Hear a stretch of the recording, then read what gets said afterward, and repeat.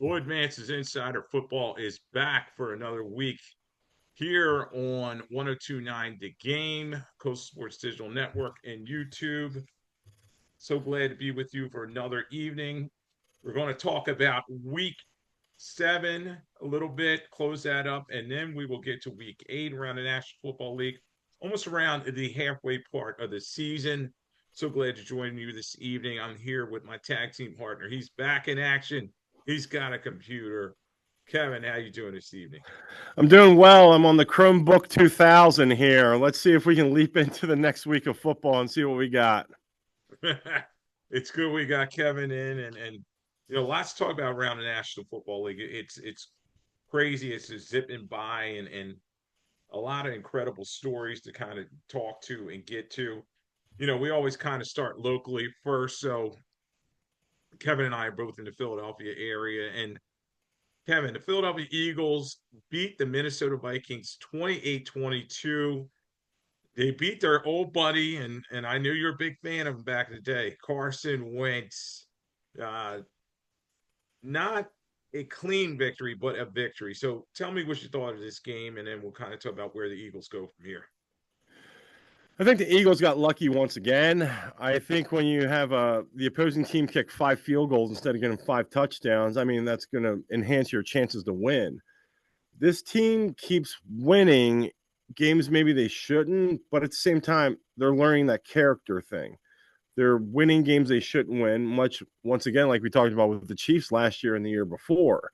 Once they get into a situation, they know how to close out. So if you're a Philadelphia fan, you have to be encouraged by that.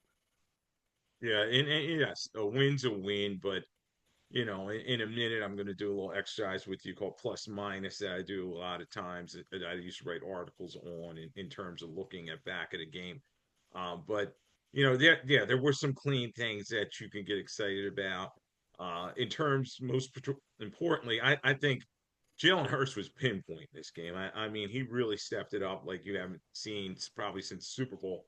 19 to 23, 326, 3 touchdowns. He got the ball to A.J. Brown. Thank goodness. Brown got 2 touchdowns in the game, and he hit Smith for a long one for 79 yards that really broke the game open. Talk a little bit about Jalen Hurts and his effort in this game. I think Jalen catches a lot of heat, a lot of heat for guys been to 2 Super Bowls already at his age. AJ's doing his passive aggressive things where he's still making comments, even though now he's getting the ball as well. He's like a girl that you took out to a nice dinner, showed a good time, and then she still has attitude towards you. It's like, what else do you want this guy to do for you, man? It's like he didn't open a car door for him or something. I mean, Devontae Smith doesn't really do it on as big a level. Dallas Goedert's reaped all the benefits, that's for sure. If there's somebody who should have some beef in that clubhouse or locker room, I should say, it's Saquon Barkley, because that line is not giving him the attention he got last year. Yeah, that's a great call out. I was going to get to that. The Eagles only rushed for 45 net yards. They had 23 rushes, and their average was 2 yards a carry. Like you were saying, they were bottled up. Number 61 for the Vikings did a pretty good job up that middle, but it's something is amiss with this offensive line. I don't know if it's they don't have Jurgens in there. Uh, they also have Dickerson that's banged up and Tolson there. Um, Becton obviously has gone to the Chargers, and just a lot of moving parts of the offensive line. A lot of people said last year was the best in the league, and Jordan Mailata is not playing as well as he did last year. I don't. I've been seeing him a lot on social media and doing all kinds of things. He was singing the other night. Are the Eagles focused enough? And talk about the offensive line, and are they going to be able to turn this thing around in terms of Stoutland? What do you think that's the major reason that Saquon's having problems? That's exactly why Saquon's having problems. The offensive line isn't opening the holes that they did for him last year. And let's be honest, they're still throwing 8 in the box. And they're sitting there, they're making Jalen Hurts beat him with his arm. And if given time, which, sometimes yes, sometimes no, he can do it. He's efficient. Jalen doesn't throw picks. And that's why AJ gets mad. That's why Devontae gets mad. That's why Dallas Goedert has big games because he won't risk that throw. But yeah, the offensive line, I think, is a problem with the offense. Yeah, and the line, Hurts was sacked 3 times in this game, and there were situations where they were not protecting him as well. Dallas Turner did get home for them, and but overall, it's like, okay, a win's a win. But at a certain point, you have to say they're stacking W's, but is this foreshadowing? Is this another 2023 situation or 2018 where they're good, but there's going to be a drop off at the end of the season? Do you see that coming with this team? Well, if you're looking at the Philadelphia fan base, you're looking at a bunch of people that are hanging off the Ben Franklin Bridge once again, the Walt Whitman, because the Phillies just blew it. So, yeah, and they have the Sixers and the Flyers to look forward to. So, yeah, they're really hinged into this team right now. They're living and dying each week, metaphorically, with how this team's going. But you have to realize the Super Bowl hangover is a thing. It is a real thing. It's like burnout with Dick Vermeil is a thing. Like these things are real. And this team, they need a little nudge to get going. And the fact that they are stacking W's, like you said, they have to be happy with that. Yeah, in a situation where they won, but you got to start talking about some of the minuses. And when I did my list, we talked about the O line play. Brett Toth is a guy that's been on the team for I don't know 5, 6 years, and they said he's one of Stoutland's pet players or something. But I just don't. I don't think he's a good enough backup center. You put him in there, and it looked like just the whole operation was just not running as smoothly. I know they're hoping to get Jurgens and Dickerson back after the bye, but is Toth the answer, or maybe should they look at somebody else on the roster? Once you're getting the third string center guy, I mean, there's not a lot out there. Let's be honest. You need someone who can like patch a couple games right there. And nah, he's not good enough. And bottom line, he's not good enough. I'd rather have Jason Kelsey come out like Brandon Graham's doing right now, and just give you a game or two here or there. But no, he's not good enough, and it starts from there. It throws off the whole energy and dynamic of that whole offensive line. Yeah, and Kevin, you brought something up we were going to get to. Brandon Graham coming back to the Philadelphia Eagles. He signed. It's a big story around the Philly area. 37 years old. I've always said Eagles Hall of Famer, but I think a lot of people, some fans overvalue him. And at his age, is he going to be able to provide a spark? We know that this defensive unit is not getting the heat that they were last year. They were able to sack Wentz 2 times in this game. How much is Brandon Graham going to bring to the table? I think leadership is a big thing in terms of just working with the younger guys, particularly Jalen Carter. I heard listens to him. Well, they need that. Jalen still needs a little guidance here in his young tutelage of being an NFL player.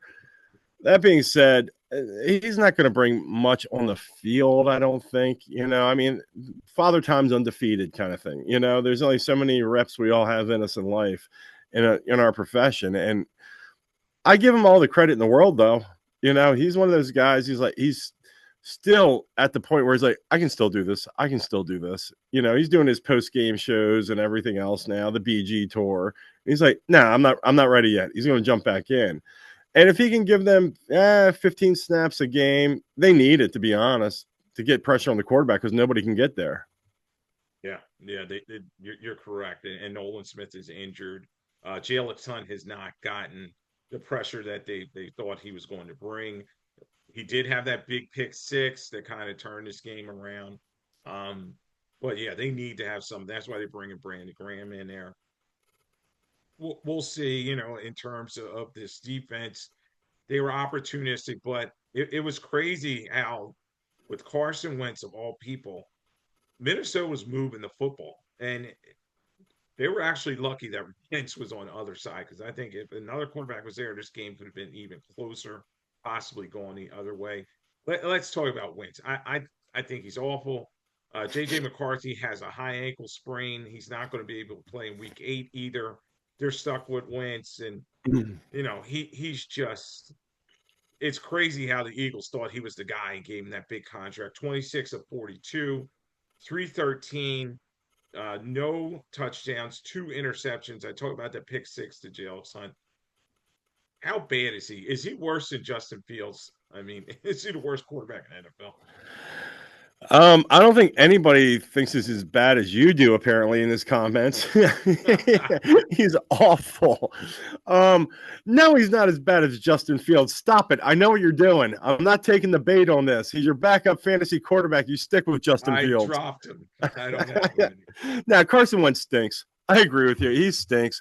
They had a chance to win that game. They should have won that game with even a mediocre. If they had Tyrod Taylor, they would have won that game. So, yeah, Carson Wentz is not good. I think Carson Wentz, the legacy of him, you'll look back on is everyone's going to be like, he should have won the MVP. Well, he didn't. He got hurt. Things happen. Did he come back too soon and then injuries begot other injuries? Yes, that's probably what happened. And, it's just what it was. He had that one season that helped the Eagles get their first Super Bowl. And is he gotten by on name recognition alone? Absolutely. Yeah, But moving on back to Justin Fields, your boy. So you dropped him, huh?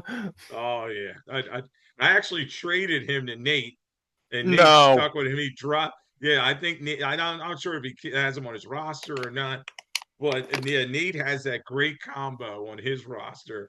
Well, he used to. He had Kyler Murray. I heard he dropped him, and then he also had Justin Fields. So it's like, ooh man, you're overvaluing some of these guys. And yeah, I was out on the Justin Fields situation real quick, Kevin. I traded him at his height, and Nate was like, "Oh, I want him." I said, "Go ahead and have him." And he is just he's terrible. The team's 0-7, and then he's just not seeing the field. He won't pull the trigger. He does not have any interceptions, I believe, or maybe one or two, and he just will not throw the football, let alone throw it down the field. So the Jets are an absolute mess. The dumpster fire, and yeah, I don't see that situation getting any better. Since the last time I talked to you, we saw Brian Callahan let go by the Tennessee Titans. Mike McCoy came in there to be their head coach interim at this point, and they're trying to turn their season around. Who is, speaking of bad teams, who do you think is the next coach falling sword? Oh my, falling this. The thing is, I think if you have a really bad team, you still want that coach to stay there. It's one of those. It's like, no, we want the first pick because I can hear Roger Goodell right now. And with the first pick, the New York Jets select Arch Manning. The NFL would love it. It would just be a marketing sensation. What you have to look for the next coach to go, McDaniel. It's got to be McDaniel in Miami. And now that I think about it, I'm like, wait a minute. Yeah, it's him. Yeah, and the Miami Dolphins. We'll segue over to that, and we're talking week 7 and week 8 here on Lloyd Vance Insider Football. I'm here with Kevin Midgette. Um, the Dolphins are just pitiful. It's crazy that the Dolphins are going to play the Jets. I'm looking at their schedule. They got to play them twice. Well, they already played them once, but they're going to be at the Jets in week 14. Great game from everybody not to look forward to. Um, Miami, as we were saying, they're a dumpster fire. And I do agree with you that McDaniel's probably going to be the next one. They lost in week 7 to the Cleveland Browns, who everybody thought was a basement dweller, but the Browns beat them 31-6. I mean, the Dolphins didn't even really show up. And Tua Tagovailoa was just awful in this game. His stats were 12 of 23, which is a 49% completion percentage. He threw for 100 yards, no TDs, 3 interceptions, sacked 4 times. And he's another one. He just cannot get out of the way of the microphone. I mean, is there hope for Miami? And let's set the over under on when we think McDaniel unfortunately probably loses his job. Their bye is kind of late. I think their bye is in like week 12. So there's a lot more bad football for Miami. They're at Atlanta, they have Baltimore, they have Buffalo, Washington, then finally they're bye. I think McDaniel is not going to be home for Thanksgiving, but he'll be home for Christmas. How about that? So it's like, don't worry, kids. He's going to be home for that one. Thanksgiving, yeah, he might be eating his turkey on the road, but yeah, he'll be home by Christmas. I think there's no way they let him finish out the season. Yeah, and Stephen Ross, our owner, he's been known not to be very patient, and it's just an ugly situation and getting worse for the Miami Dolphins. Kid Capri, he's always wearing his capris. I think he's going to be looking for a new job. He may be a guy ends up okay. Let him be a coordinator, and he maybe do a better job than that. Kind of like what Vance is doing with the Broncos in terms of being their DC. Strangely, after being their head coach, so you know. But yeah, I agree with you that Mike McDaniel may be the next coach out of there. And you and I, man, we got well, not me, but I can't remember if it was you or Rich. Did you bury the Kansas City Chiefs? I mean, what did you think of the Chiefs uh, after their 0-2 start? Did you think they were done? I know Rich was telling me they're done. This is a year they're finished. Well, they've gone a mini run. They got Rasheed Rice back, and everybody's really excited about that. I didn't bury them. I might have called them an older team at this point, but no, I didn't bury them just for the fact that you have to respect the pedigree at some point. Yeah, they're doing what they should do. It's like they're a veteran team. They got Rice back. He looked great. Right, no rust on him. So I mean, you start getting some playmakers there. Then get Pacheco going to actually have a viable running back instead of this committee thing, whatever Andy feels like he wants to throw at the time. Mahomes looks great. There's no doubt about that. So I mean, yeah, they're in the mix. They always have been. Yeah, and Mahomes, 26 to 35, 286, three TDs, no interceptions. He actually got a chance to kind of sit and relax the last quarter. Um, Threw the ball to nine different receivers. I mean, he was spreading the football all around. Rice just opens everything up for everyone. Worthy. You even saw Kelsey get open over the middle. And then Pacheco, as you said, I think they're starting to get him in rhythm. 15 rushes for 57 yards. He led the team. You don't want Patrick Mahomes leading and rushing. And Pacheco actually hit the end zone. So, selfishly, I had Pacheco, picked him up, and I was like, all right, he scored about 13, 14 points, but it's hey, I'll take it. So yeah, I think the Chiefs are on the comeback trail. And then as you start looking around the league at almost the midway point, the Indianapolis Colts. I mean, the Colts are probably the story of this season so far. Daniel Jones, a guy who, let's face it, all his years with the New York Giants, I kind of laughed at him and said, "Oh, I can't believe this guy was the number one draft, high draft pick." He's playing incredible. The Colts are now the number one seed in the number one seed in terms of standings. They're 6-1. They just dominated the Chargers 38-14 to show they're the top dog in the AFC. And I think they are in the entire NFL at this point. The funny thing is, Steichen was one of those hot seat guys. Like he had a short leash, he was going to get fired, everything else, and like the Colts, it just makes it look what the Giants are doing as they're horrible. They're a horrible organization. The fact that Daniel Jones is playing the way he is, the drafting of Warren opens up that whole offense for everyone else. Taylor's healthy, Pittman, they get Pierce healthy, he stays around Downs. They can move the ball. And I'll tell you what, it was impressive how they went and played the Chargers and just went down their throats the whole game. Yeah, and the Chargers actually were a 1.5 point favorite in this game. Um, so and you guys start wondering, okay, did we overrate the Chargers after their early season success? Beating Denver and beating Kansas City. But I think they're coming back to the pack. Justin Herbert, he's playing okay, but that Colts defense is unsung, and you have Franklin, you have Forrest Buckner, who had 2 sacks in this game. Nick Cross, their safety, is an unsung guy. He had a big interception in the end zone that kind of turned this ring around. But when you talk about the Colts, and it's much like the Eagles last year, I mean, the engine is Jonathan Taylor. He leads the NFL in rushing with 697 yards. He had 3 TDs in this game. Can we talk about Jonathan Taylor in, I'll say the offensive player of the year conversation?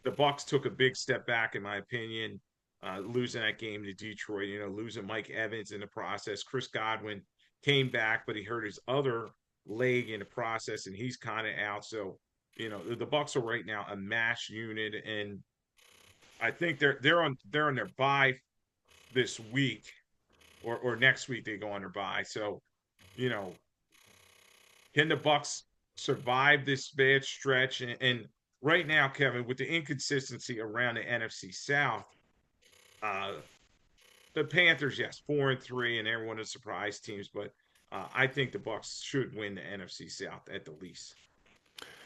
They should, but Atlanta's being pesky, Carolina's being pesky. I tell you what, New Orleans, we can all agree New Orleans isn't good, but they're a pain. Like if you're playing them, they're kind of like a gnat. Like you just can't like blow them out. They hang around. They do enough just to agitate you a little bit.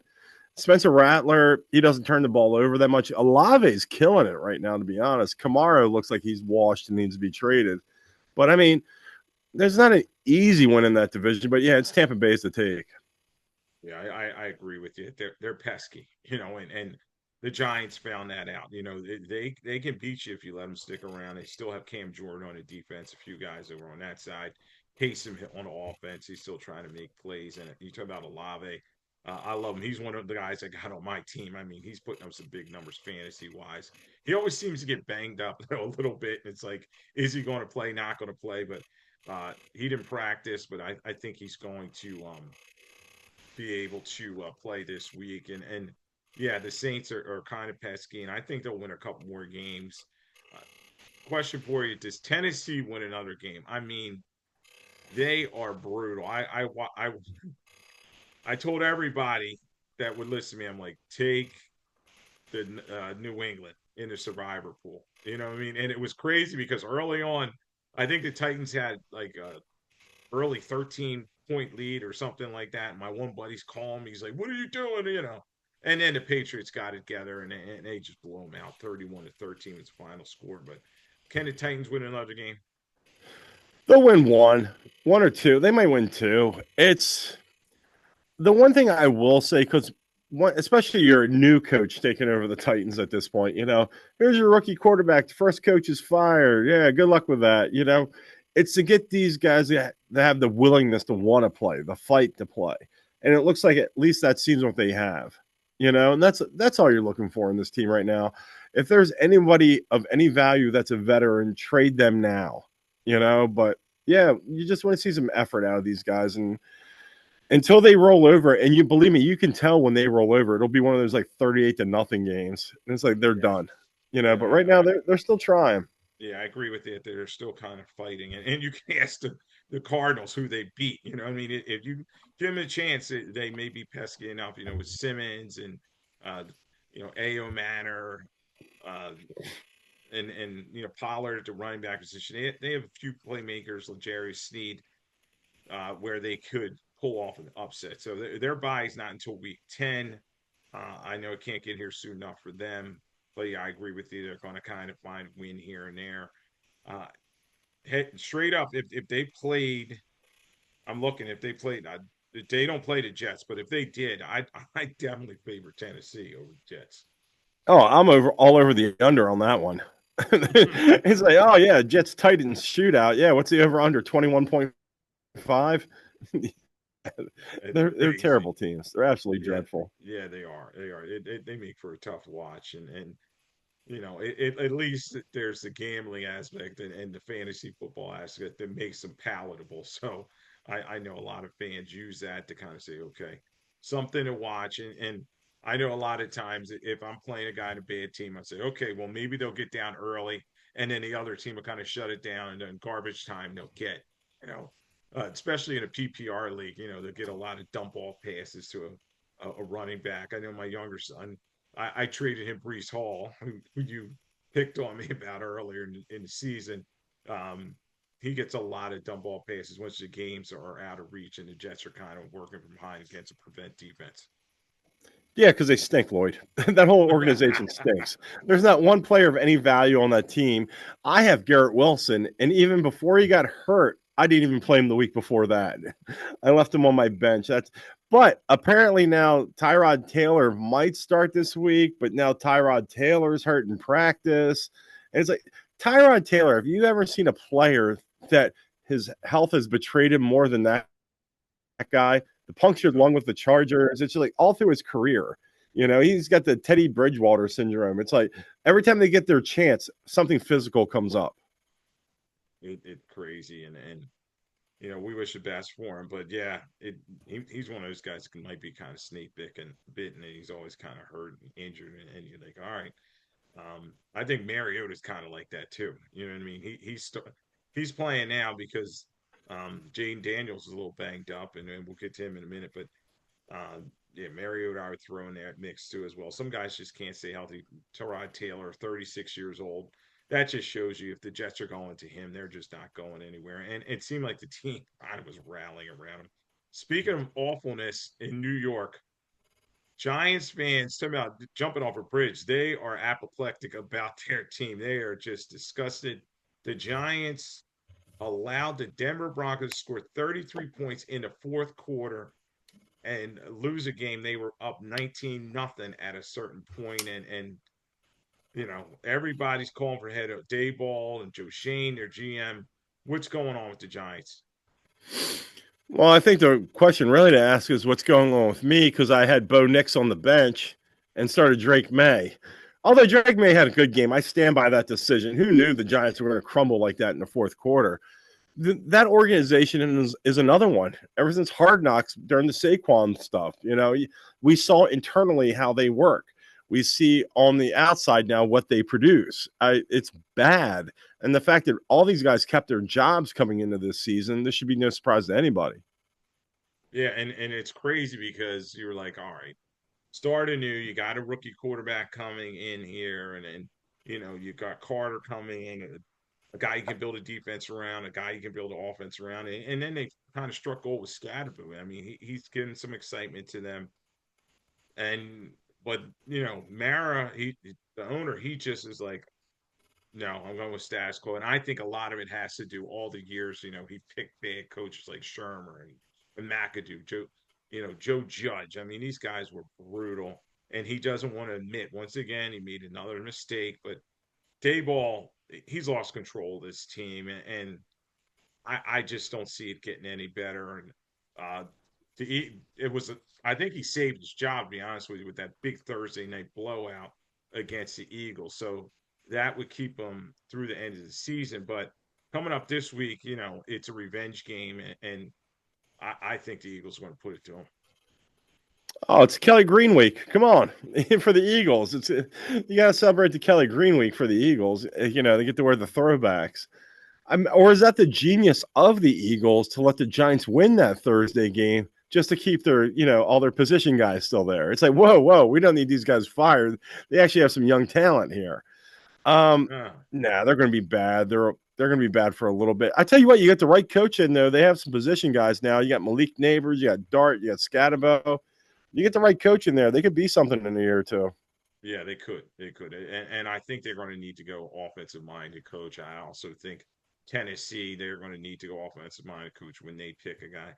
Um, I know we keep talking about this, for instance, but the Jets.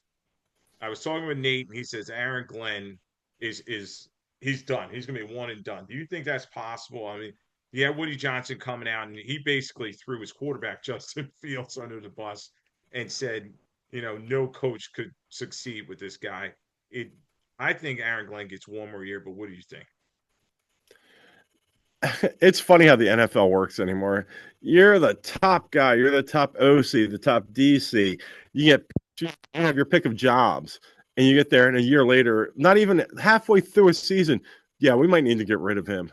That's how quickly it turns. Ask Frank Reich about it. Ask a bunch of guys, especially championship teams, Super Bowl teams. Those guys get poached all the time, and I think Glenn gets one more year there. There's no way you can say, "Hey, here's Justin Fields as your quarterback. Go win something." There's no way. And yeah, it's got to be a disaster like the Gerard Mayo was with the Patriots, where they're like, all right, we made an ultimate mistake here. We can't bring this guy back. Real egregious for a guy not to get at least 2 seasons. So I think Aaron Glenn will succeed. Talking about comebacks and Joe Flacco. I mean, this was incredible. Last, what was it? Last Thursday, Flacco 31 of 47, 66%, 342, three TDs. He was sacked twice. He even ran the ball and had a long run of 12 yards. But he was getting that ball to Jamar Chase. I mean, it was a thrilling victory for them, and they beat the Steelers. And can the Bengals at 3-4 get back in the mix? First of all, check his papers. He's 57 years old. I don't care what anybody says. He's been around forever. Um, it's classic Bengals. It's like you come off to this bad start, and then you get Flacco to get you by. Burrow, I believe the earliest he can come back is early December, mid Yes. December ish. So Yep. if you can hang close enough, once again, you're the Cincinnati Bengals. Needed a win or two to get in the playoffs on the back end. You get Joe Cool back. That's classic Cincinnati Bengals. Yeah, and it would be it. Like, I'm not rooting for anybody, but I think that's a great story waiting to happen if they're able to hang around with Flacco and hold down to 4-2 until Joe Burrow can get back. And yeah, Burrow was a little banged up, but he seems like he's coming around. He was on the sidelines, he was smiling, so maybe he'll come back sooner than expected. And Flacco, we buried him, in his time in Cleveland and this and that. What are they doing with this guy? But he still has his arm is still live, and he got it right. Jamar Chase set a franchise record with 16 receptions, and he had 23 targets in this game. So he was like, you know what, throw him the ball. And the Steelers, the Eagles' old buddy Darius Slay, he was having problems covering him. Joey Porter Jr. as well. Just talk a little bit about Jamar Chase and is he the best receiver in football or is it JSN? Nah, it's Jamar Chase. And there's no doubt about it. There's this one catch that he made where it bounces off his hands as he's getting hit, and then comes back and grabs the ball in midair again, and still goes forward. And he's on another level, man. I mean, think about it. He has Joe Flacco throwing him the ball. He had Browning trying to throw him the ball. It doesn't matter who you get out there. It's like just put it in the vicinity, and he will go get it. He's that good. He's that talented. So yeah, I think without question it's Jamar Chase. Yeah, I think at this point you got to say it's him. I mean, 23 targets. That's just ridiculous. And you know, we'll see how this is going. You have a backup quarterback there succeeding. I want to talk about another backup quarterback. I mean, you and I lived through all the backup quarterback and quarterback controversies all the years in Philadelphia. Kevin Cobb and Donovan McNabb, Cobb Vick, McNabb Garcia, Foles and Wentz. I mean, I could go on and on. There was even a time there was Johnny Walton and Ron Jaworski. So we know about quarterback controversies. Mac Jones has been playing really well for San Francisco 49ers, leading team to a lot of victories. Um, Brock Purdy are like, don't come back anytime soon. I mean, this guy, this guy has a 5-year, $265 million contract, 53 per, and he's not playing. So is there a controversy with the Niners? Aren't any controversies unless you don't win. If you win, it's like, oh, we have a nice little problem here. We have two really good quarterbacks. Once one starts to lose, then that's a problem. Say you throw Brock Purdy in there and say, all right, we gave him the bag. He's our starter. He goes in there. Brock Purdy starts losing a couple games. Who do you think the fans are going to be calling for? Mac Jones. Now you got a problem. So that's something San Francisco has to think about. Yeah, they do. And Niners, they win 20-10 over the Falcons, and they're rediscovering their rushing attack with the Niners, making life easy on Mac Jones. I mean, they ran for 174 yards on the Falcons, and Christian McCaffrey, he had 201 total yards. He had 2 TDs in this game. I know Nate's excited. That's his number one guy in his fantasy team. So, do you think they go back to Purdy and just talk a little bit about McCaffrey and how he's really carrying his team? First of all, McCaffrey over under. I got him over under at 10 games for the season, so that should be wrapping up sometime soon. Just a little bet I have on the side with a couple of friends. That being said, the money speaks, the money talks. You know, the check was written. It was for Brock Purdy. It was for Mac Jones. Purdy's going to play. You know, it's like we're paying this money for this guy, not to sit on the sideline, hold a clipboard. Purdy's going to go in. But once again, like I said, that's the problem. If they lose a game or two with him there, now you have an issue, especially inside the clubhouse, the locker room area, where you have guys turning on each other because they want one quarterback over the other. Yeah, and that's what the factions will come about, and we remember that one of the most famous Eagle ones. It was, Randall Cunningham and Jim McMahon. Jim McMahon came in there. He's about a guy that couldn't stay healthy, but at every certain point, we're like, well, the offense run a little bit smoother with McMahon out there, and I heard certain defensive guys wanted Jimmy Mack, because he kept them in games, and other guys went to Randall. So it's crazy how that happens. As you said, the backup quarterback's always the fan favorite, but also sometimes the locker room too. We're on Lloyd Vance Insider Football on 1029 The Game, Coastal Sports Digital Network. We're also on YouTube this week. I'm here with Kevin Midgette. Uh, One other game we'll wrap up on the Dallas Cowboys. Are they back? They're 3-3-1. The good Cowboys showed up. They just throttled the Commanders. You know how they do when they have a wounded team. They just kind of step all over them. And with Jaden Daniels getting hurt, they just dominated them. Deron Bland did have that big pick six for them, and they get CD Lamb back, who had a 74-yard touchdown catch. Are the Cowboys back? Are they the team to challenge the Eagles in NFC East? First of all, let's state the obvious: the Commanders stink. They're not good. They're not a good football team, especially with Jaden Daniels banged up. Dallas, there's never been a disagreement that Dallas, when everyone's healthy, they can move the ball, they can hang points. It's not about regular season Dak, it's playoff Dak. That's the issue with the Dallas Cowboys. Their defense is porous. They give up huge chunks of yards, and against the right teams, they will lose. I've never seen more hoopla and fanfare about a team that's 3-3-1. That's what they are. That's what Dennis Green will tell you. That's who we thought they were. That's the record right there. So, am I worried about the Dallas Cowboys? Uh-uh. But also in the NFC East, are they the second best team or one of the two best teams? Yeah, probably. Yeah, it's crazy. They could sneak into the playoffs, and that tie could help them.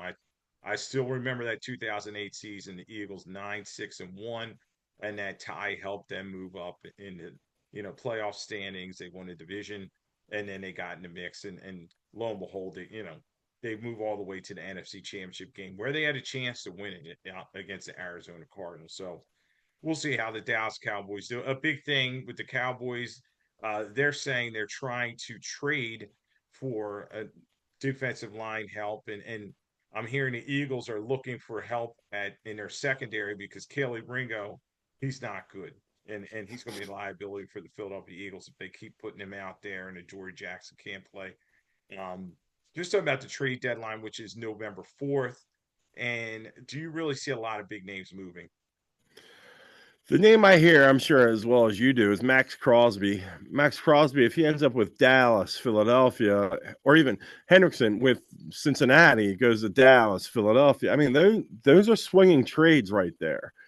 Yeah, there's going to be some action. The NFL, the past couple of years, used to be the quietest of the four major sports. I'm including basketball, baseball, and hockey with this.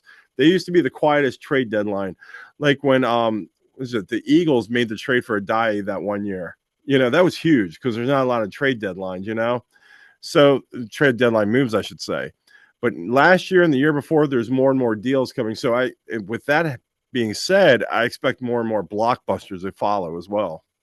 Yeah, maybe. A lot of these young GMs, Harry Roseman and these guys, they're not like the old crusty guys like Bill Polian and Ron Wolf who held on to their guys. And that's the only thing. Some of these coaches, they don't want to give the advantage to someone else and trade them. We just heard Mike Tomlin say, he was kind of scolding the Browns saying, Andrew Barry, their general manager, was like, "What are you doing trading Joe Flacco this time of the year?" And then he was your starter week one, and then you trade him. Come on, and in division, so I think a lot of times they're going to hold on to somebody because you never know with injuries happening so much with a 17 game schedule when they may need somebody. But if somebody comes with a blockbuster, uh, in terms of draft capital, you're going to see players move. We saw that with Khalil Mack so many years ago, where the Raiders, the Bears just brought the bag to them and they were saying, you know what, let's do this deal. So, yeah, it's going to be interesting to see if Howie Roseman and some of these other GMs, Brett Beach for the Chiefs, um, and Jerry Jones and his son for the Dallas Cowboys are able to swing some trades. But typically, like you were saying, it's we'll see if there's going to be any big name trades. That Jai trade that you pointed out in 2017 that the Eagles did with the Dolphins, that was a big move for them because they paired him with LeGarrette Blunt, and they were able to have that two-headed monster that led them to a Super Bowl victory. So yeah, trading deadline usually typically kind of slow time around the NFL, but we'll see. We're here on Lloyd Vance Insider Football with Kevin Midgette. All right, Kevin, it's our favorite time. A lot of people ask, who's it going to be? So, game ball winner for this week. There are a lot of options. I'll let you go first. Oh, will you now? Let's see. Game ball number, it has to go to Bo Nix. Bo Nix and the Denver Broncos came back from nowhere. Bo Nix, for fantasy purposes alone, hung about 40 points, which he looked like he wasn't even sniffing anywhere near 15 around halftime. So Bo Nix out of nowhere comes back, leads the Denver Broncos to a victory they should not have had. And he just stood out more than anyone to me this week, I should say. Yeah, the Broncos, they were winners in the column. And also, they are a team, as crazy as it sounds, I know with the Chiefs at 4-3, they're kind of breathing down their neck, and we'll see how that does. But they're high up there. If the playoffs started today, the Chiefs would not be in, and Denver would win that division. And Sean Payton's building some things there. And Bo Nix is his trigger man. I think they're going to keep ascending, and they're going to be a dangerous team in the playoffs because you have that defense that leads the NFL in sacks with Bonito. He has 8, and all the rest of the guys there are just bringing a lot of pressure. So that's a good pick there. A lot of choices. I'll give a shout out to JSN. Um, Jackson Smith and Jigba. I mean, he was incredible. 8 receptions on 14 targets, 123 and a TD. He shouldn't dunk the ball over a goalpost, but great effort by him. Micah Parsons saved the Packers. Bacon in a game. You talk about should have lost. I mean, the Cardinals looked like they were going to close that thing out, and then Parsons got a big sack to close it. He had 3 sacks. He had 10 quarterback pressures for them. So they're my 2 shout-outs. But I definitely got to give it to one of the older quarterbacks. No, it's not Flacco. I'm giving it to Matthew Stafford, who was tremendous in the Rams' victory against the Jacksonville Jaguars, are kind of reeling. The Rams beat the Jaguars 35-7 over in London in Wembley Stadium. I mean, Stafford 21-33, 182, 5 touchdown passes, no interceptions. In the last 4 games, he's just been tremendous. He has 12 touchdowns and no interceptions. I mean, he's playing at a high level, spreading the football around. And as you said, yeah, they're a team nobody wants to see at this point. Okay, going with that, my lackey of the week has to be, first of all, I'm just going to respond to, I watched him dunk that ball over the goalpost, and the guy's sitting there with his flag ready. It's like, come on, man. It's like he's not doing a whole bowling pin routine where like 10 guys are falling down. It's like he dunked the ball. McNabb used to do it all the time. It's like, what's going on? The no fun league strikes again. All right, my lackey of the week goes with kind of following up your thing here, but in a different way. The lackey of the week is Matthew Stafford and the Jacksonville Jaguars defense. You know why? Because you put me down 30 points in London before I even got out of bed and cleaned the sleepies out of my eyes. And I had to look down looking at that 30 burger coming at me before I could even get my feet down from the bedpost.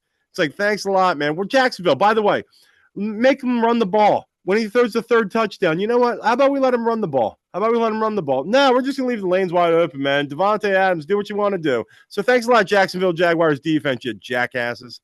Yeah, they struggled, in this game. And Jacksonville, it's you got to start wondering. All right, Liam Cohen, I know your new coach coming in there, but they're another one. They're 4-3, and they're kind of not as good as advertised. They're kind of coming back to the fact they had 13 penalties in this game. Thomas Jr. does not look right. He's a little injured, and Trevor Lawrence, he's just so inconsistent. He's a guy. He looks like he should have been the number one overall pick from a couple of years ago, and then other times he's just too tentative in the pocket, not getting the ball out of his hands. So, yeah, Jacksonville, that's a good pick. And there were a couple other, I get to give some lowlights. We talked about Carson Wentz. He was in the mix. I mean, he was just brutal. They probably should have won it. That throw to Hawkinson that was so controversial. Um, you know, he dropped yeah, the ball moved, but that was a terrible pass by Wentz. That should have been a touchdown for the Vikings, and it just epitomized his game for them. So, yeah, two interceptions, including a pick six. Got to give him a low light shout out. Justin Fields, we talked about him earlier, getting benched. Aaron Glenn, other all shout, and Kelly Ringo, who I talked about earlier. He just got targeted over and over again. The Vikings were just going down the field on him. So they all get dishonorable mention. But the winner of my lackey, Tua Tua Tagovailoa from the Dolphins, terrible. I mean, 12 of 23, 100 yards passing, no touchdowns, three interceptions, got sacked four times. And the biggest thing is he was calling out his teammates in the locker room going into this game. And I don't know if they're going to play for him going forward. So it does Miami have any choice? I mean, it was crazy because they brought in Quentin Ewers in this game. They didn't bring in Zach Wilson, the much heralded backup there. Do you think they go to him? But two was another guy, like we talked about Purdy earlier. He's making over $50 million a year. Can they bench a guy making that much money? I tell you what, man, you know who you don't want against you? You don't want your offensive line against you. You don't want your other teammates against you when you've had the history of concussions that Tua has had. This guy's playing with a very thin rope right now. And you're right. He got paid. He got the bag. So they have to throw him out there as well. What are you going to leave this guy on the bench and your team stinks? At least you want to stink with the guys you're paying big money to. So it's, but once again, not to call out the Tyreek Hill thing. Never have I ever seen a guy in my life so happy that he was injured for the rest of the year. He was celebrating on the cart being pulled away with a horrific injury. That's how much people don't want to play in Miami. And Miami's a beautiful place. I mean, where else would you want to be in the wintertime? Nobody on the Dolphins. I'll tell you that much. So yeah, this is, you see him just playing maybe this year, maybe one more year max with Miami, going to another team for maybe half a season, and then he's done. Yeah, and you saw a couple years ago with Denver, they set a precedent when they ate all that money on that Russell Wilson contract that hey, we can get out from underneath this thing. You talked about Bo Nix coming in there. They turned it all around. Sean Payton did not want him. He even said so on a recent press conference where he was like, when we played the Giants, I had it circled because I wanted to play against Russell Wilson. Unfortunately, we didn't get a chance to go against another guy. That's what he said. But, Yeah, is by the Sean way, Payton petty there? yeah, by the way, just to throw it out there, it's one of those situations I think Peyton, by saying that, he's a petty Betty. There's no doubt about it. Russell Wilson coming out being offended by it. It's like, dude, how much money did you get from the Denver Broncos? How about you suck up your little feelings right now and take it like a man on the chin? No, I think it was disrespectful what he said. You know what? If you would have played better, you'd be in Denver right now. You wouldn't have gone to Pittsburgh. You wouldn't be there right now and benched. So, I mean, who's right and who's wrong? I think we got two wrongs here. Yeah, and maybe you should take a page from Jay Cutler. I know Jay Cutler was always like, "All right, whatever. I'm getting my money. I don't care. Say what you want about me." And as a quarterback, you cannot have the rabbit ears. Obviously, Sean Payton should have kept that to himself. But more and more, Kevin, we're seeing some of these head coaches that they're just firing off. They're just saying whatever, and hell be damned. The old coach speaks. So maybe it'll come back to bite Sean Payton, but I think he is extremely happy to get away from Russell Wilson. I don't know what happened between the two of them in the meetings and so forth, but Denver's moving one direction, and Wilson. we'll see what he's going to be able to do in the future. So as we turn the page to next week, is there any other things you want to call about from week 7? I think we covered a good portion of everything that went down and everything. Uh, Jameer Gibbs, did you have him in fantasy, or were you playing against somebody that had him? Because he's another one. He had I what a am great glad. performance. I am very glad I was not playing against him. That was a monster game. That would have been painful to watch if he was playing against you. If he was on your team, you're just sitting there with the biggest smile you ever had. But that was impressive as anything what he did on the field that night. Yeah, and I mean, he was tremendous against the Buccaneers. They could not stop him. 17 rushes, 136, two TDs, three receptions for 82 yards. Piggybacking off of that, I was happy because the guy I was playing had David Montgomery. David Montgomery, it's looking like this is not going to be a share in this backfield anymore. I think Jameer Gibbs is going to be the guy. He's going to get 20 plus touches a game. Yeah, and the whole thing is too watching Dan Campbell on the sideline. Is this guy a meathead or what? It's like I'm sitting there and I'm watching the guy, and part of me actually likes him because he's like, he's like how you would be playing Madden on a video game or something like that. You see him in the postseason, fourth downs, going for it, penalty, field, no field goal, let's go for it again, that kind of stuff, the 2-point conversion stuff. And I'm watching this guy, and it's like, man, I'd really, if you played for him, you'd really be into it. But it's like you're looking at him from an outside perspective. It's like he's going to make a bad mistake once again in the playoffs on a call. He's just going to do like too much, gung ho manly stuff where it's like the cerebral doesn't kick in to be like, all right, back it down a notch. He just looks like that guy. Yeah, and the thing is, sometimes you got to take a field goal. You got to take the points, and gambling too much is going to come back to bite you in the butt. And a lot of times when you're going for it on fourth down, in your own end where your 40 plus yards are in, at like your 35-yard line, that's just smart coaches do not do that. Punt the football and then live to play another down. And a big thing for them is they have a pretty good kicker in base. I mean, they a long range guy in the UFL who made like over a 60-yarder and he's kicking indoors. They should probably give him some more opportunities rather than try to go for it all the time. And it comes back to bite him in the butt. You look at when they played the Chiefs, Amon-Ra St. Brown dropped that huge play on fourth down. And sometimes you just got to take the points. Yeah, most definitely. And just to throw it out for the nobody cares department, one of my particular bets for this past week was a Tampa Bay Detroit game. I love going the special teams route for some reason because it's like you either need a kick over 50 yards or you need both kickers to hit a kick of 33 yards or more. McLaughlin buries a 53-yarder after Bates missed a 53-yarder. I believe it was the same exact yardage.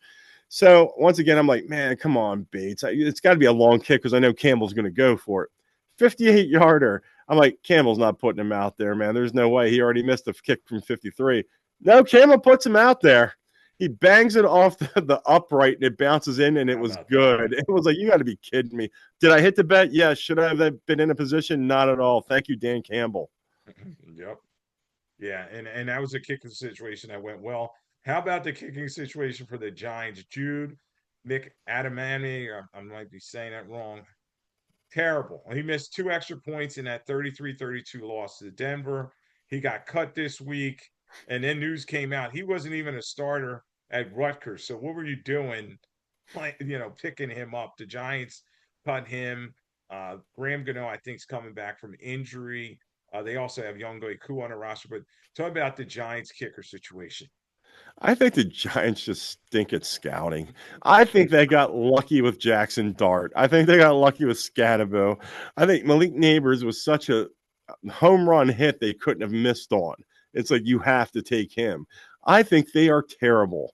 But oddly enough, if they get the right people in there, because their defense, they have some people there. It's just as a whole, not good, man. Yeah, that was incredible. And when I heard he wasn't even good enough to start Rutgers, what are you doing there? And why not bring somebody else in? Because he struggled earlier in the season with missing extra points, and then he misses two in this game, and he probably had to walk back from the stadium. He probably did not get on the team bus. We're on Lloyd Vance Insider Football on 1029 The Game, Coast Sports Network. We're also on YouTube this week.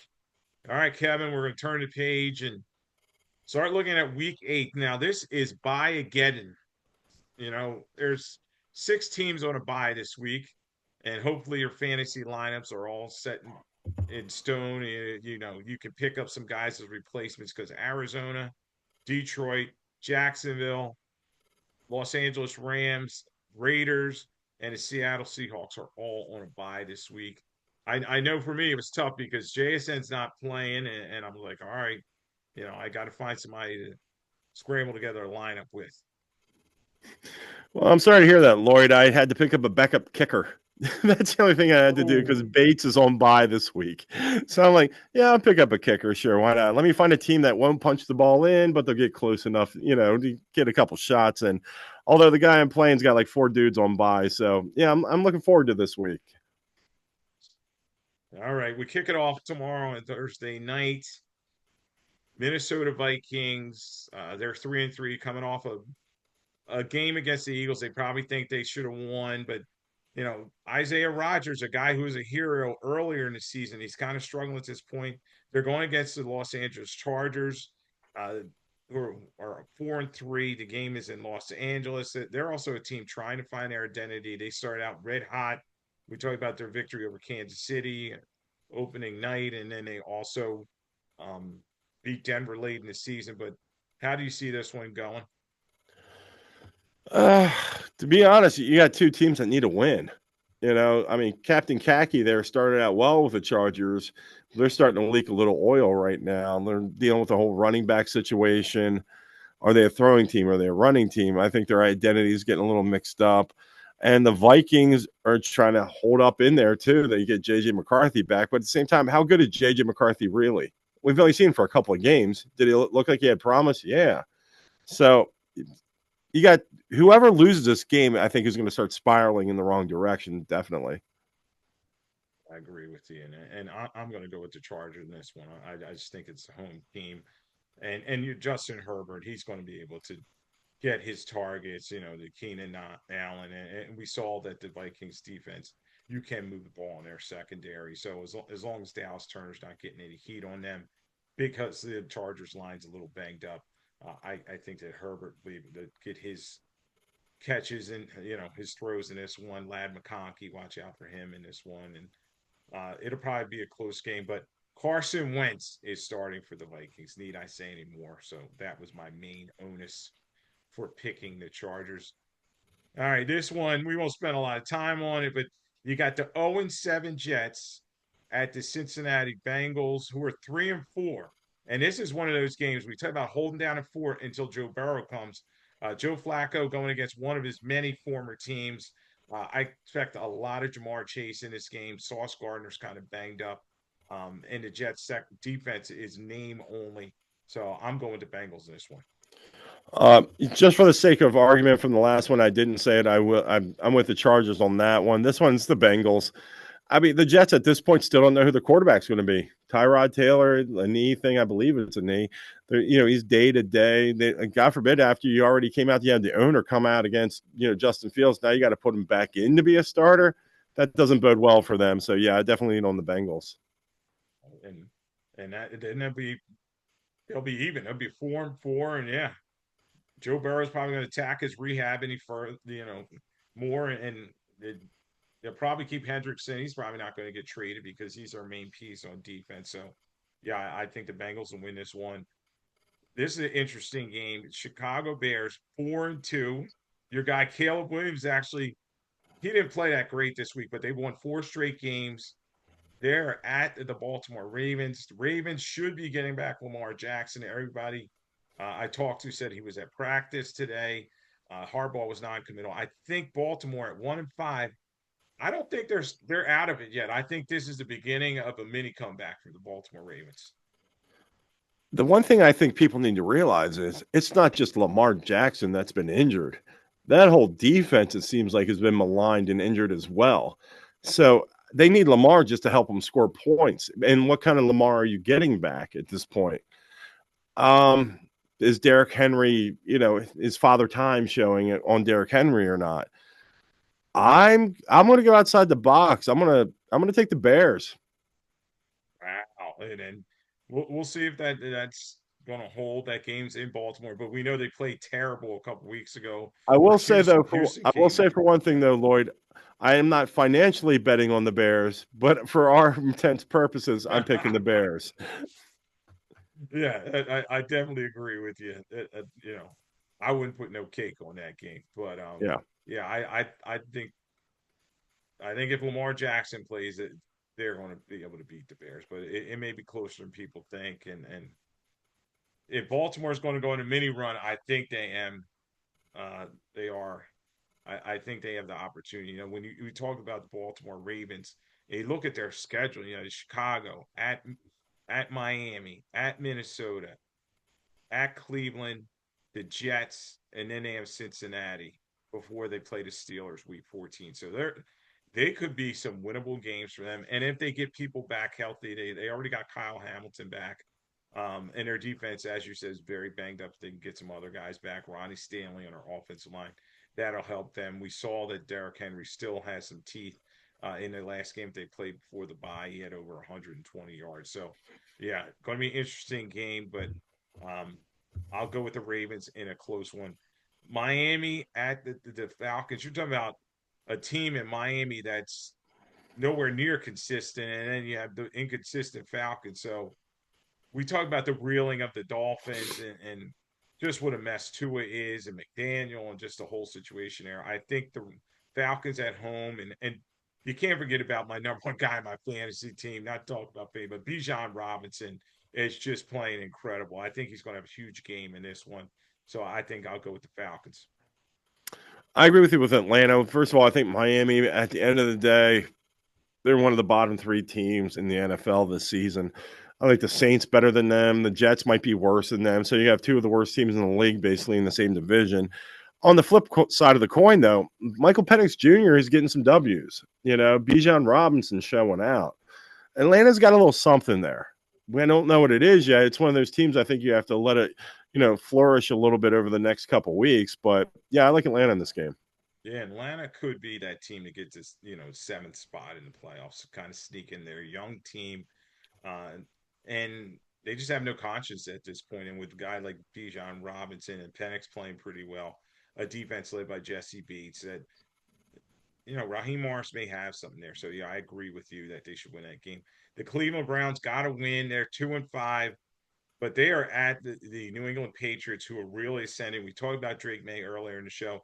Drake May is playing a high level. You have Mike Vrabel with that disciplined style. Even Stevenson is holding on to the football. He ran for over 100 yards last week in their win. I'm going to go with New England Patriots, but it's going to be tough with that Browns defense led by Myles Garrett. They're tough. I will say that the Browns are a pain in the butt. Whatever they do, like their defense is good enough to keep them remotely close in games, regardless of what their offense does. Drake May, the one thing I'm learning that he does, he's doing what Mahomes and Josh Allen do. He's spreading it around the different receivers every game. Like he's trying to keep everybody happy, or he's just going to the open receiver. He's not just trying to feed one guy. So, in which case, if I was a betting man, I'd probably lean towards the under in a game like this because Drake May's due for a game where it's not, I wouldn't say a letdown game, but not at the numbers he's been posting lately. But I think New England comes out with a W. I think they do, and they keep ascending. They're leading the AFC East at this point, and don't forget they beat Buffalo a couple weeks ago. So, they're a team people got to keep an eye on. And Vrabel's building something there, and they get momentum. The New York Giants, 2-5, heartbreaking loss to the Denver Broncos. We talked about earlier at Philadelphia. As Kevin said, this is Kelly Green. Uh, the Eagles going to be pulling out all stops. Everybody's wondering, is Brandon Graham going to shoot up for him? But I think in this one, you're going to see the Eagles get revenge. They were embarrassed a couple weeks ago by the New York Giants, and they're going to attack this team. The key, though, obviously, is going to be that pass rush with Burns and Carter and Thibodeau. Can the Eagles block them? Expect the Giants to go after Ringo a lot, but I expect the Eagles to win this one. Jalen Hurts should have a big game, and everybody should have smiles, including AJ Brown on their face. As much as I like to stir the Eagles pot as an Eagle guy, I think the Eagles win by double digits. I think they win this game going away. And I think it's just one of those games. It's just, they had the upset on a short week, playing at the Giants. And now it's like, all right, here we go. So, yeah, I think it's going to be one of those games where the Eagles just take them 10 to 13 points at the back end, get that back end touchdown. I think it's a slam dunk for the Eagles. Yeah, you may even see some Tanner McKee out there, you know what I mean, and Will Shipley at the end of this. Maybe they get right. Their bye's coming up, and this is a situation for them to go to the bye with on a good note. The Buffalo Bills coming off a bye, they're 4-2. They've been a little inconsistent, and I looked at their schedule. I'm like, they really haven't beaten anybody as good as their record is. Um, can the Bills beat they're at the Carolina Panthers, who seem to be building something here. They're 4-3. Bryce Young, he has a high ankle sprain. Not sure he's going to play in this one. So it may be Andy Dalton. What do you think in terms of the Bills? Are they going to win in Carolina? I think Carolina's playing about as well as you could expect them to at this particular point in the season. If you would have said by week one, would they be at 3-3? It'd be like, oh yeah, I'll take that in a heartbeat. Do I think they can beat the Buffalo Bills coming off a bye week? Absolutely not. I think the Bills. This is a get right game for them. They got to stop Dowdle, who's running the football effectively. They got to stop Pep McMillan. But overall, I think that the Bills, they know they need to win these types of games, so they're going to go down there. It's a business trip, and I see the Bills winning this one. The Niners, it's looking like it still may be Mac Jones. I'm not sure, but the Niners are at the Houston Texans. The Texans, by the way, they are awful. I watched that whole game against the Seahawks, and they cannot move the football. They barely scored with Woody Marks. I, I feel bad because my younger son he was going against a guy that had Seattle defense, and the Texans just could not do anything. So I expect the Niners to take it to him again. They're probably not going to have Nico Collins for the Texans out with a concussion. So I think Max Jones and Christian McCaffrey, the magic keeps going. Oh yeah, I agree entirely. Houston.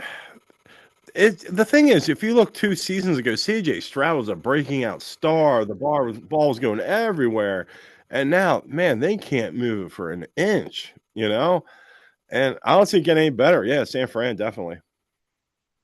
Yeah, and then San Fran's another team. They're building something. They're hoping to get injured.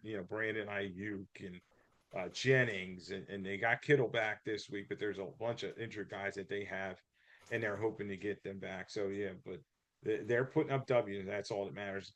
The Tampa Bay Bucks, who I don't know, they were sloppy against Detroit Lions, and they lose Mike Evans. They are at the Saints. Is there any way the Saints win this one? I know it's a divisional game, and the Bucks got to be careful, but I think they take care of business in New Orleans. Yeah, I think this is one of these NFL weeks, Lloyd, where there's going to be a lot of walkovers as there should be. You know, you get a couple upset weeks. There's really good games, guys. Teams going back and forth. Teams win that shouldn't win. I think this is the kind of week where, like, the favorites win because they're better than the opposition. And which in case Tampa Bay is better than New Orleans.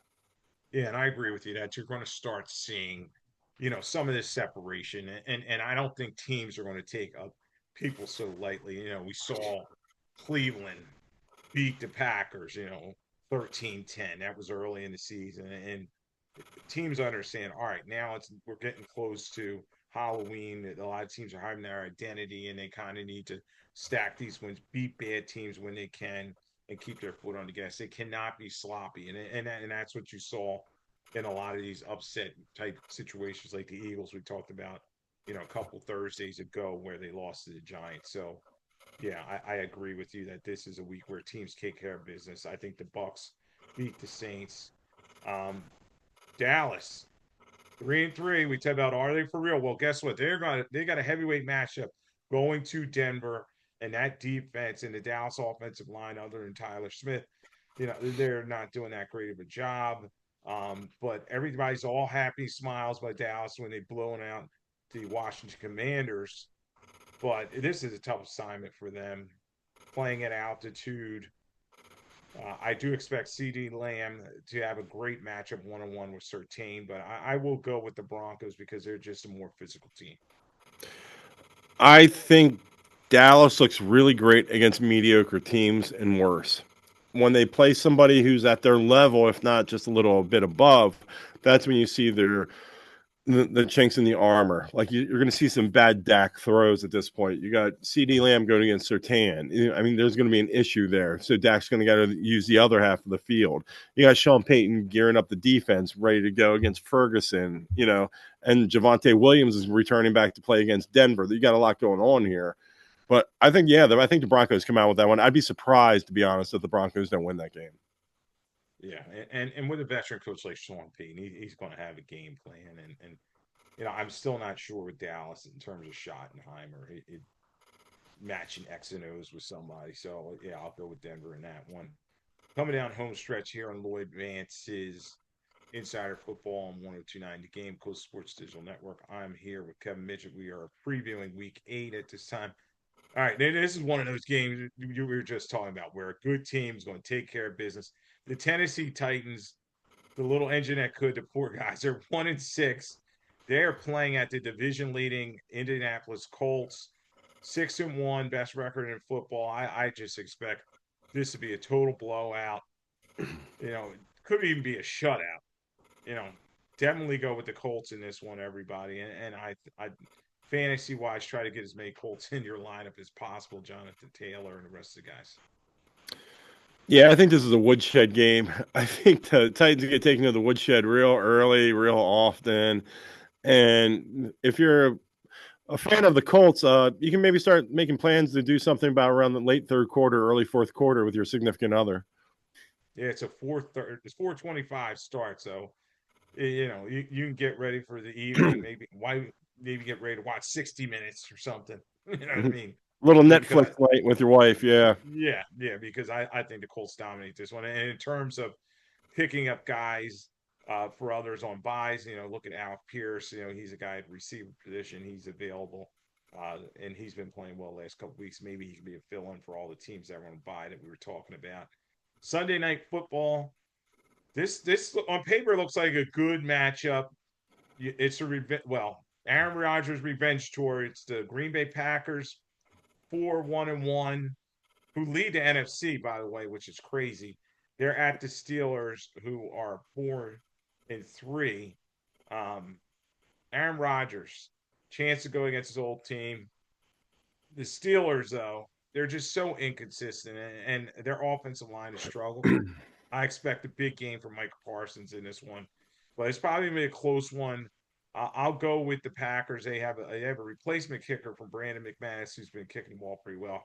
So I'll go with the Packers on a field goal. I hate to say this, but let's go Packers. Let's go. Aaron Rodgers is a jackhole. You saw what happened when he started. His offensive lineman, like joking around, bumps him and knocks precious Aaron down. Mind you, this is the same Aaron Rodgers that they've been giving all day to throw the ball to, where hasn't been getting hit with malice and driven to the ground. He gets bumped and knocked down, and with all the padding he has on, and comes up like a petulant child, mad at the guy. So yeah, let's go Packers. I'm done with Aaron Rodgers. Let's move on. Yeah, and the Steelers, a surprise of the season, but they're kind of coming back to the pack, and that division is going to be interesting. I still don't think it's done. You have the Bengals, what they're doing with Joe Flacco, and then I talked about Lamar Jackson coming back for the Ravens. So this is going to be an interesting one where these two teams lock horns. But I'm going to go with the Packers in this one, and then we'll see how the Steelers move on from there. All right, Monday Night Football, our final game. You have the Washington Commanders. It's looking like it's going to be Marcus Mariota because Jaden Daniels has a hamstring injury on the leg that he didn't hurt earlier. He has a knee brace on the other one. Does Jaden Daniels need to be doing leg day? I mean, his frame is just so thin.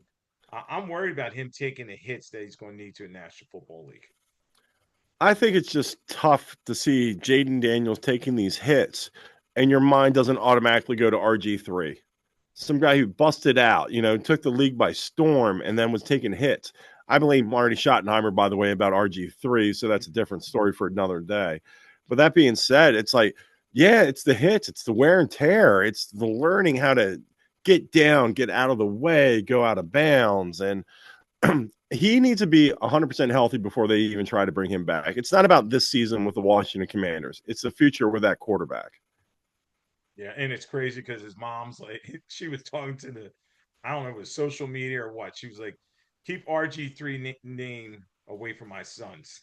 Oh, yeah. So even she's feeling the heat and understanding. Okay, it's tough not to compare the two of them because they were both, rookie of the year and they made that big splash. But RG3 had that knee injury; he was just never the same. And they both have that frame, like you were saying, Kevin, where it's like, ooh, they may need to build up their body because RG, as you said, he got beat up and he was just never the same guy after he played that playoff game against Seattle after hurting his knee. So hopefully Jaden Daniels will be able to come back, but I think it's going to be Marcus Mariota against the Chiefs. We talked about the Chiefs, how they're coming right at the right time. You know what I mean? They're going to have Pacheco running the football, Rashee Rice open in the field, and Patrick Mahomes, he's in full control. So get ready for a lot of Chris Collinsworth just kissing the butt of Andy Reid and Patrick Mahomes as they win this game on Sunday Night Football. He is a slobber fest, isn't he? Collinsworth gets the guy in his sights, man. It's like that's a man crush all day, game long. So I think yeah. So Kevin seems to agree with me that Chiefs win that one. Another great week here on Lloyd Vance's Insider Football. So glad that Kevin was able to join us, and hopefully we'll be back on a regular night on Mondays. But had a lot of fun doing this on a Wednesday night, and talk to you down the road. Kevin, anything else before we get out of here? Nope. Let's go. Let's get some overs hit. Let's get some fantasy football games won. All right, Kevin. Talk to you later.